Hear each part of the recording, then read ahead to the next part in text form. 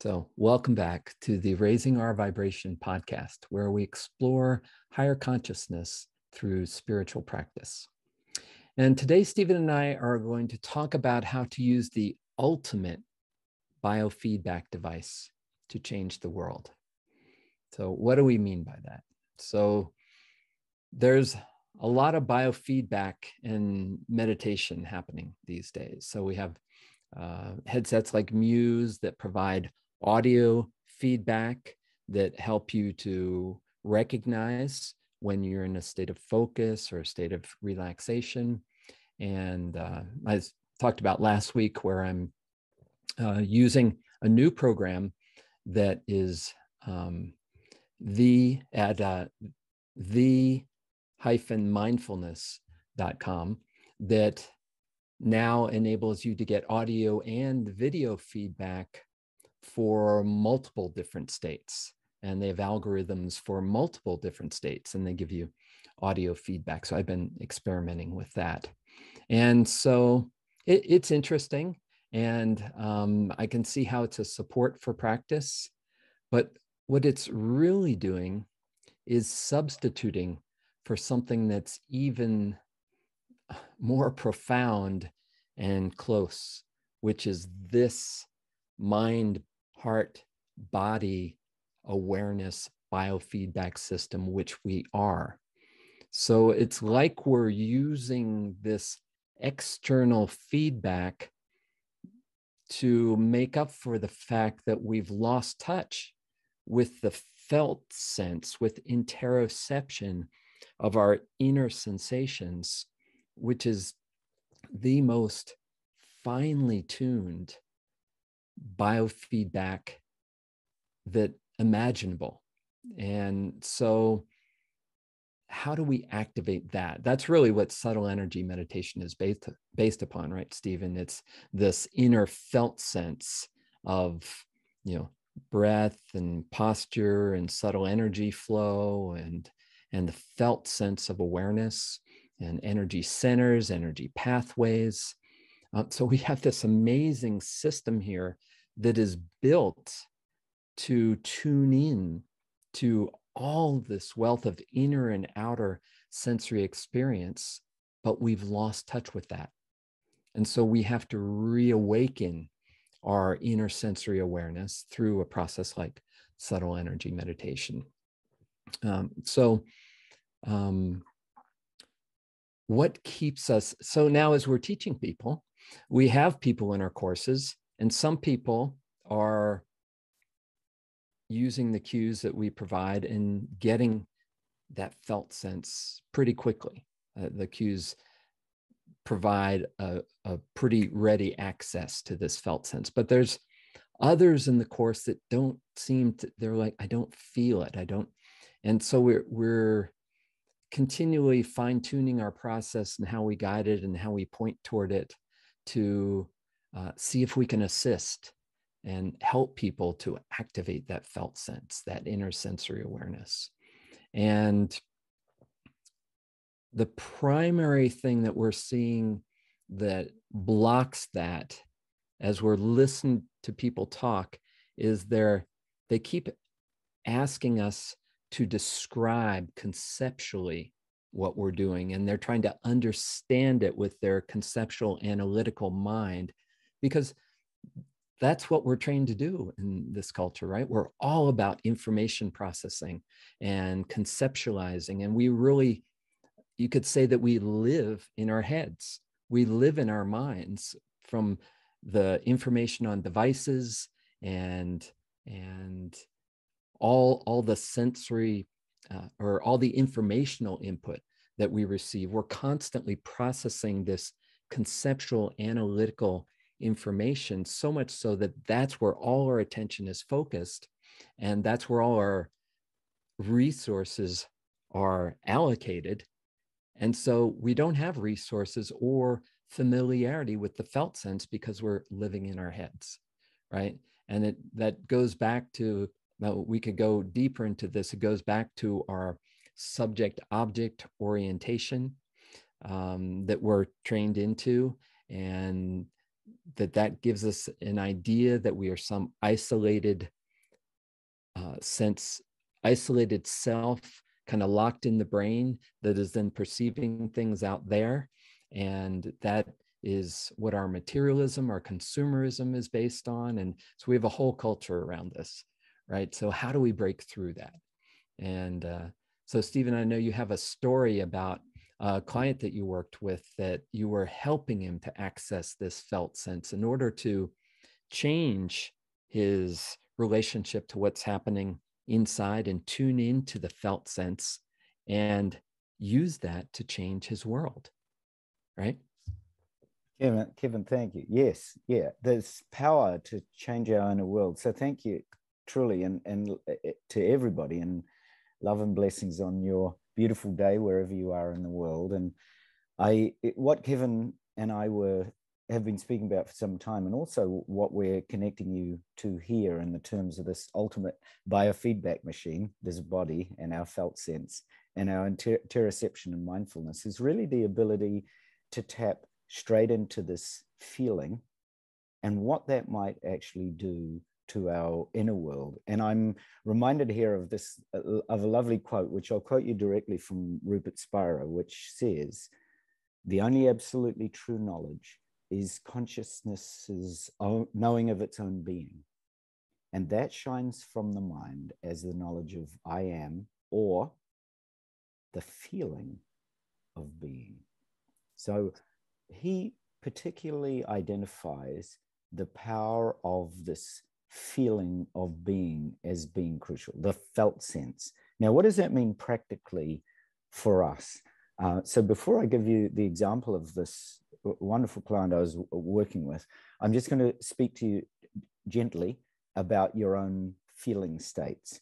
So quite often I get people who are very conceptual, and they come to me and they speak about, I don't quite get the feeling. Or in fact, I'll use a cue, like for example, love, and they might not necessarily feel love until you direct somebody towards, for example, love of a pet or love of a dear one. So while you're listening to me, bring your attention, to love of somebody dear to you. So it can work either more easily when you tune into, say, love of a grandchild if you're a grandmom, or love of your own child if you're a dad, or love of, say, a nephew or a niece if you're a younger person and you've just become a new uncle or something like this, right? So often somebody near and dear to you, that can, and I remember a scientist I used to work with, and he always said, I don't really get the sense of love, but I have this one particular nephew that I absolutely adore. So I said, yeah, that's it. That's because what that felt sense does, takes us out of the conceptual mind and it drops your awareness into your heart. So while you're doing this with me, just bring to mind somebody you love, or a pet you're deeply devoted to, right? And it brings me back to the very early days when I was a little kid, and I had this deep devotion to the mystics of old, like Saint Therese and the Virgin Mary. And I really felt, if you want to talk about love for my own mum and love for those beautiful beings as mothers, then I could really feel into that sense of devotion from when I was very little. And that kind of has stayed with me all my life. So that works for me. But if I say that to somebody else, feel into your sense of devotion to something, they kind of, what? Devotion? What are you talking about? They might not feel that. So finding our own felt cue, right? Our own portal into this feeling of being, as Rupert Spira was talking about, is really crucial. Now, this could be I could say to you, okay, feel into the pleasure of something, like, for example, feel into the pleasure of playing sport, or feel into the pleasure of being with somebody. That could work for you. Or I might say, like I did, feeling of devotion, that could work for you. Or I could talk about, for example, a feeling of space. Quite often, if you're just sitting there and you feel the space all around you, sometimes that's a really helpful cue as well. And so as I'm speaking, you might bring to your heart, like what actually touches you the deepest? What touches right into that sense of your heartfelt feeling of being? And it could also be bliss. Some people relate to, if I say to them, oh, feel into bliss, and they go, oh yeah, right, I know exactly, because I had this experience when I was meditating, I really felt blissful. So whatever is the strongest feeling for you, this feeling of being, right, which is a very wide, Rupert's very wide definition.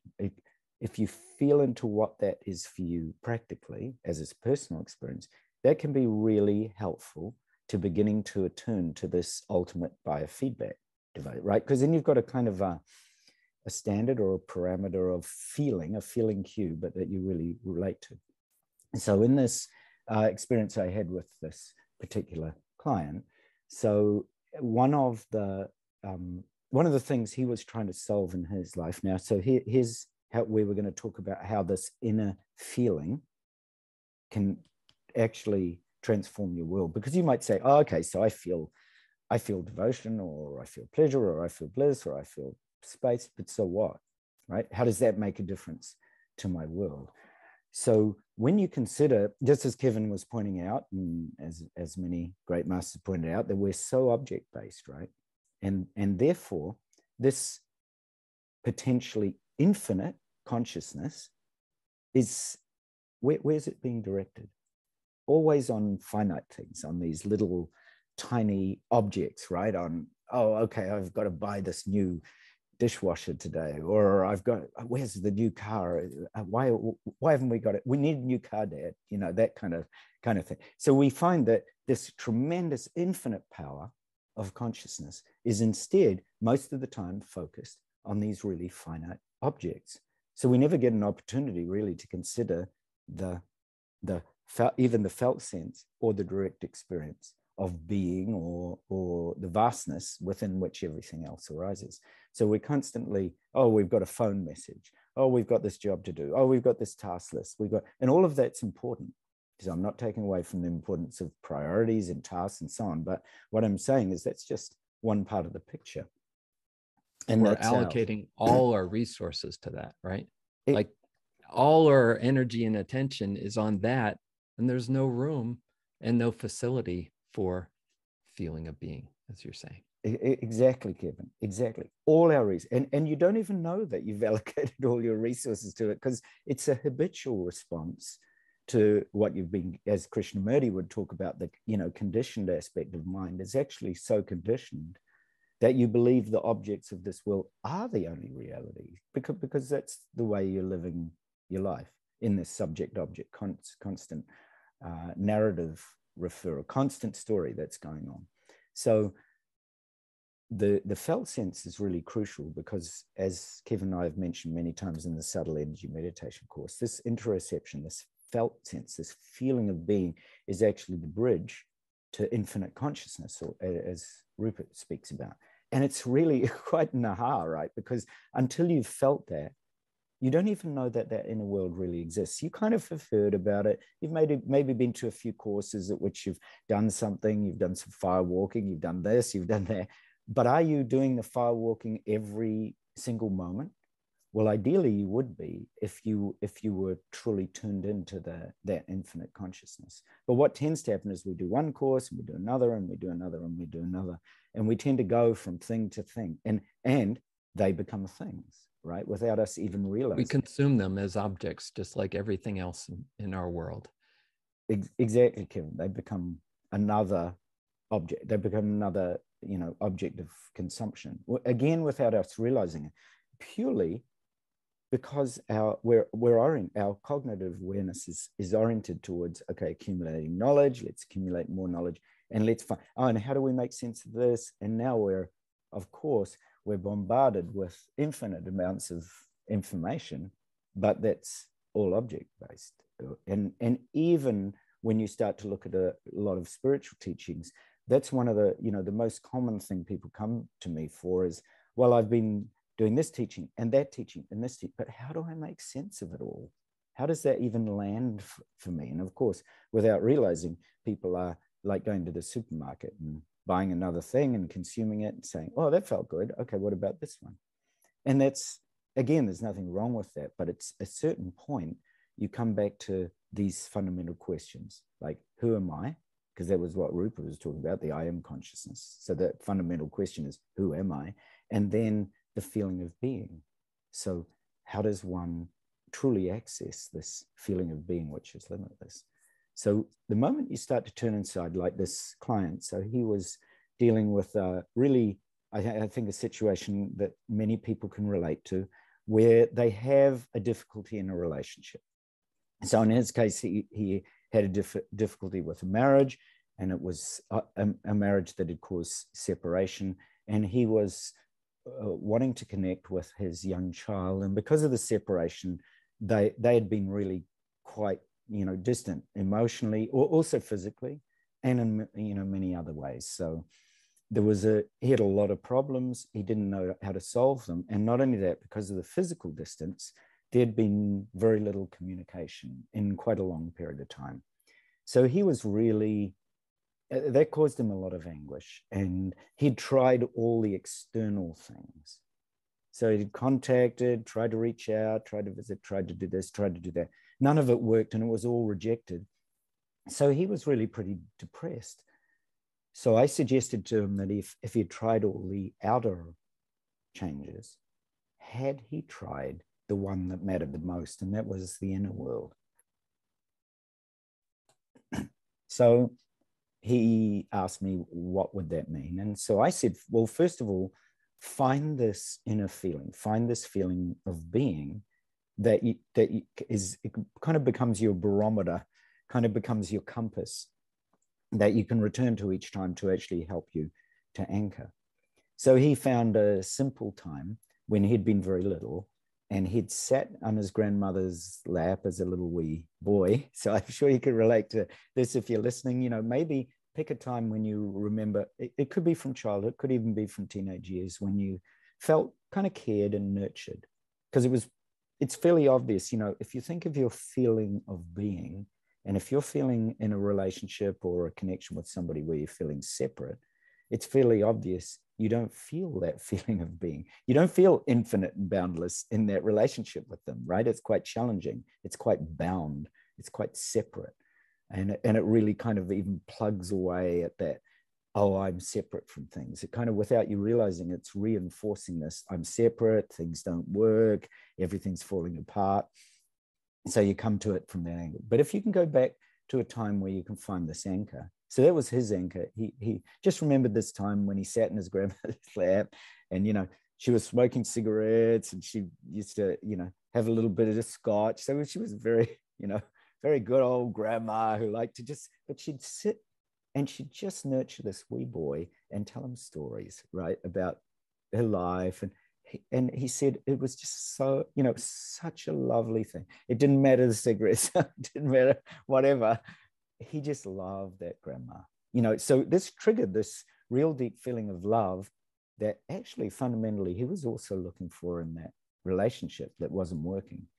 So I suggested to him that perhaps he could anchor on that feeling of love with his grandma, and actually, instead of trying to work out the relationship with his partner, is just simply practice cultivating this inner feeling of being through love. So instead of trying to solve what seemed to be an unsolvable problem, why didn't he just solve this lack of fear, feeling of love that he felt for the relationship by almost, embracing that distance relationship with this lovely felt sense of love he could actually relate to.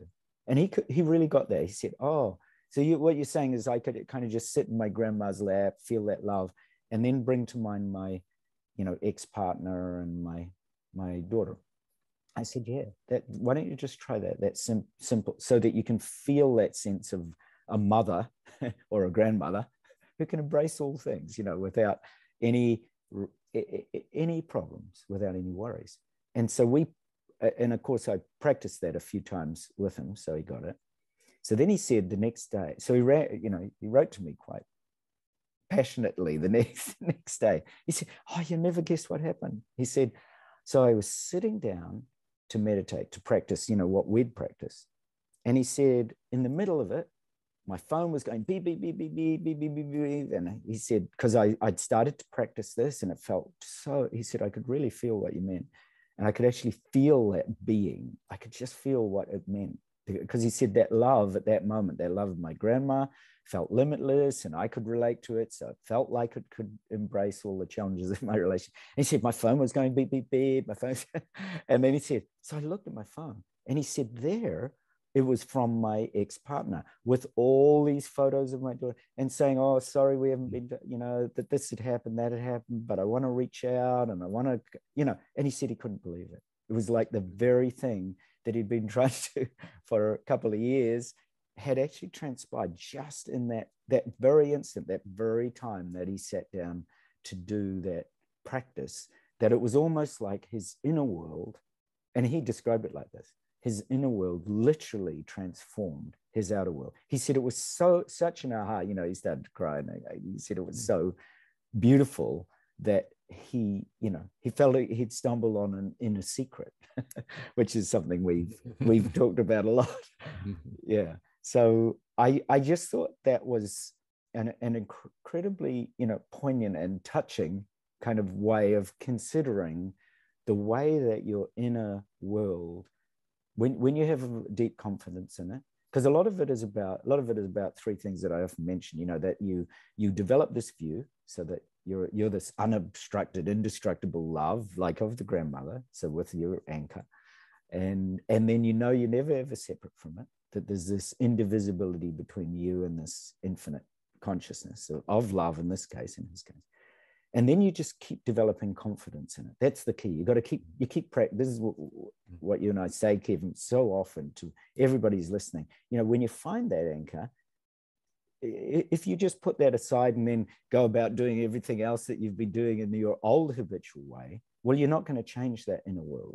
But if you actually practice it, right, then you've got to integrate it. Right, you've got to integrate it. And I when I was thinking about this in terms of the these practices and what had actually happened, it brought back a piece of research that Andrew Newberg, one of my favorite researchers, had spoken about in terms of these transformational experiences like that.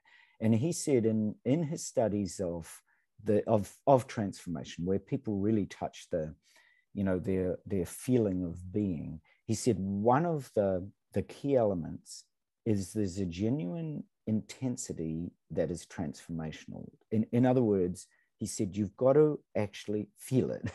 you can intellectually say, oh, okay, yeah, I'm sitting on my grandma's lap, yep, it feels good, but actually you have to genuinely feel that feeling. That's one of the keys to it in some way or form. And that when you have that intensity, that transformational intensity, and Andrew Newberg quotes a lot of research where in the surveys, in the qualitative feedback, the surveys all said things like the feelings were overwhelming, or the feeling was infinitely more real than anything I've experienced in my outer world. Like statements like this. And so when Andrew researched this, he discovered that from a brain experience or perspective, these intense experiences actually were associated with changes in the limbic system. And Kevin, you and I speak a lot about, activating the sympathetic nervous system and also the parasympathetic nervous system. Quite often meditation, sometimes we think, okay, we've got to have open, quiet mind. But just as equally and just as powerfully as Andrew's research shows, that the activation of these intense feeling experiences, these intense activations of the sympathetic nervous system, actually then result in changes of activity in the limbic system. And when these become active, so Andrew points out that the amygdala is that part of the brain that's associated when something of motivational importance happens. And that brain scan studies have shown that the amygdala is actually involved with the intensity of various experiences. So he's made this connection research between the amygdala and the intensity of experiences being a fundamental neurotheological link to experience. In other words, you ground and make that experience, that feeling really intense. If it really means something to you, then there will be a fundamental change, and that this infinitely more real experience within then becomes really incredibly dynamic, because it has if it's infinitely more real, what are you going to do? So if you're listening to this and you're thinking, what am I going to, well, you're obviously going to make a change. You're going to make an inner change simply because that power of love is so much more real, that sense of, and you can see how it affects your outer world. So you're going to go about spreading more love or more compassion, or you'll actually genuinely realize that love can change the world, or compassion can change the world, or devotion can, or pleasure can change the world, or bliss, or however you want to define the terms, that our inner world is what changes the outer world. We quite often think that just simply by putting our hands on something, that's how we change it. We build something, but where has that come from? It's come from this inner transformation, this inner vision, this inner intuition, this inner feeling of being. Awesome, right? Exactly. It reminds me of people describing near-death experiences, right? Where they have this incredible feeling of infinite love and light, right? That's so much more real than anything they experience in the material world, that it completely changes their life from there on out. It transforms their consciousness, and it's the feeling of that, right? It's not a thinking about it. It's not seeing it out there. It's this feeling of that love and light that is transformative.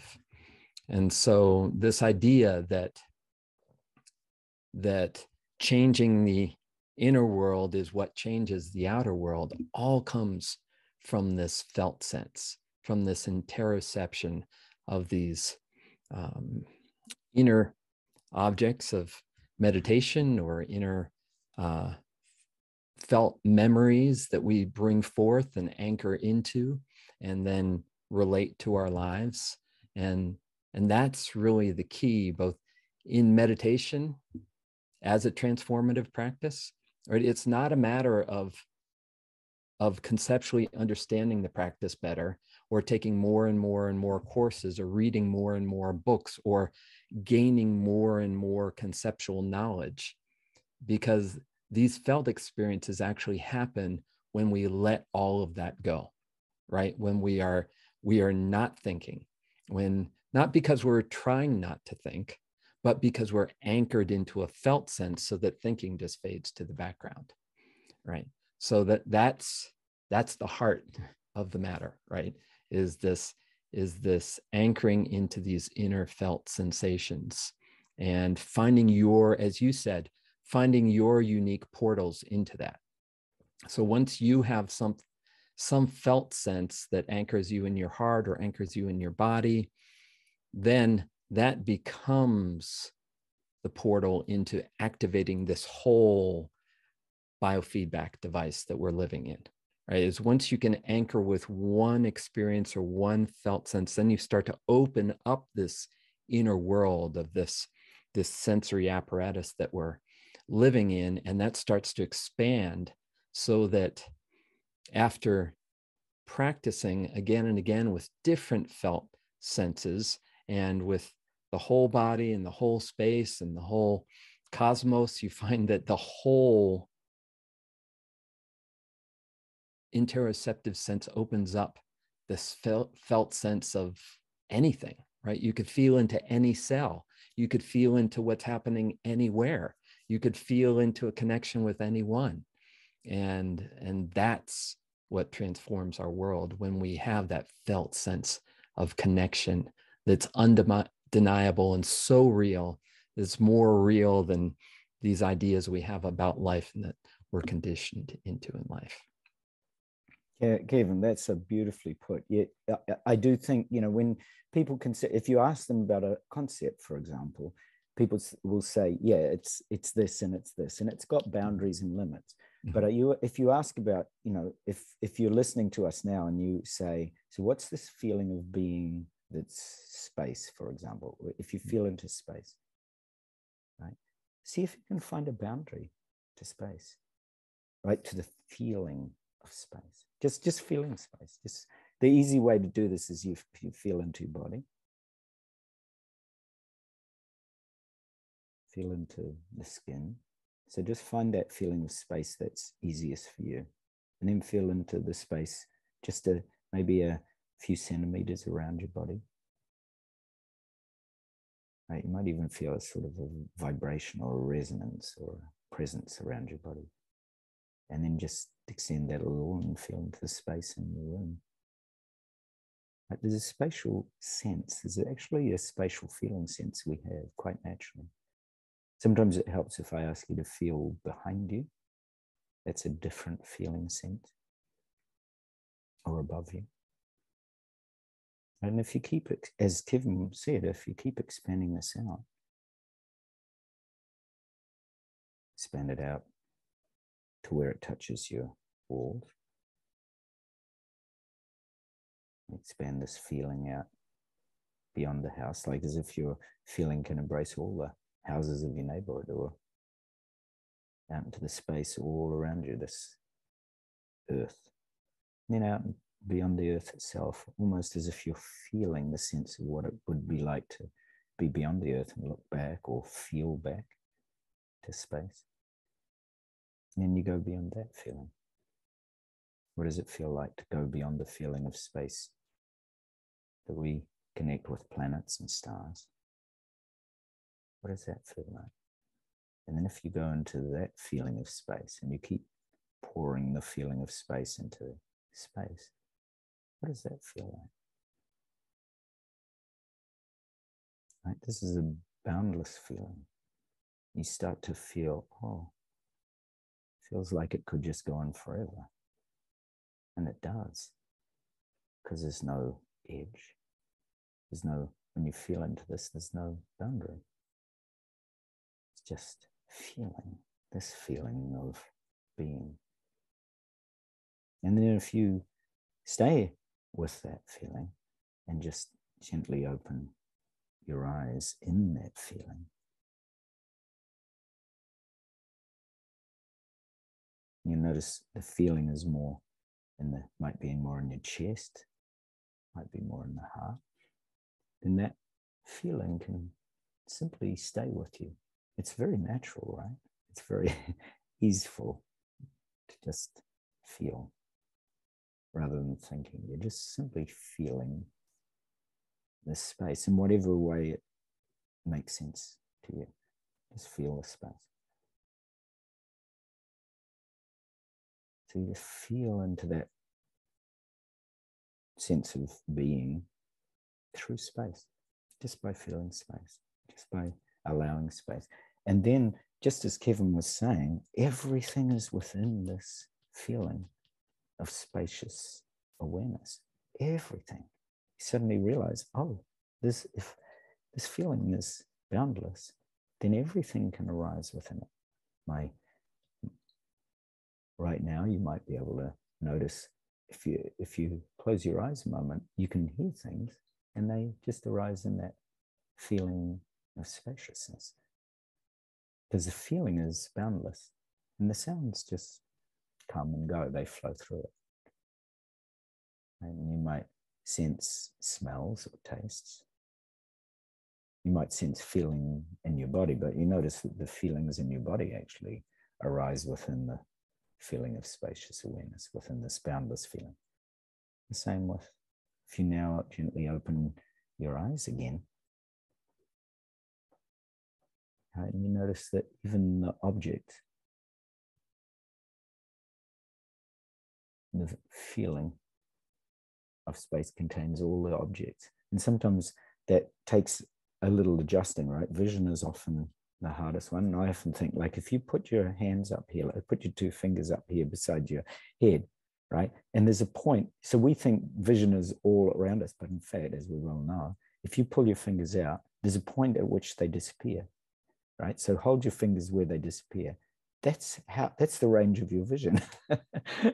So the vision is actually also very, very limited. I mean, we know that when we connect with animals, for example, animals like a dragonfly, which has a 360-degree vision, we don't have that in our vision. So even vision, right, just arises within this felt sense. So the feeling of spaciousness is boundless.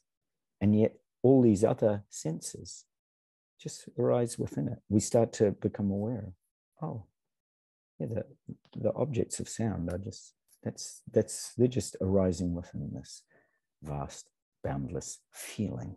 And we've often never considered our world from that limitless felt sense. We've usually considered it from, oh, that's our reality. This computer is my reality. That person over there that I'm married to or have a relationship with, yet they're out there. And then suddenly you start to realize, oh, this feeling contains everything. In fact, that person's happiness or anger is actually only my perception of their happiness or anger. It's not an object. They're not separate from you. You're the one that's perceiving all of this through awareness, through this felt sense. It's 360 degree, right? It's the dragonfly. Yes, yes, yes. The felt sense is like the dragonfly vision. Right? Exactly. But right. When you realize, Kevin, that's our superpower, right? Because people say, oh yeah, I can't see behind me. You're right.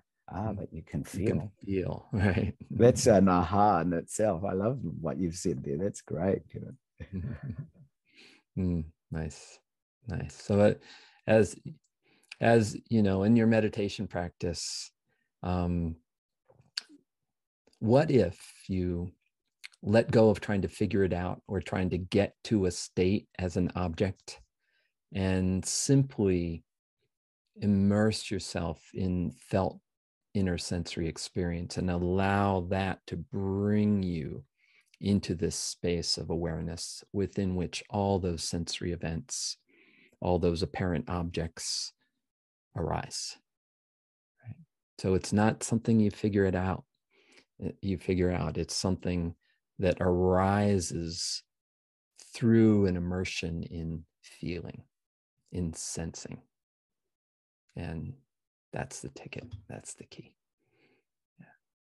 So thank you, Stephen, for this beautiful conversation. Thank you for that story and that research. And thank you all for watching and listening. And thank you for your practice. If you'd like to learn more about subtle energy meditation, including the Raising Our Vibration book, subtle energy meditation course, and our practice community, you can visit raisingourvibration.net. Until next time, bye for now.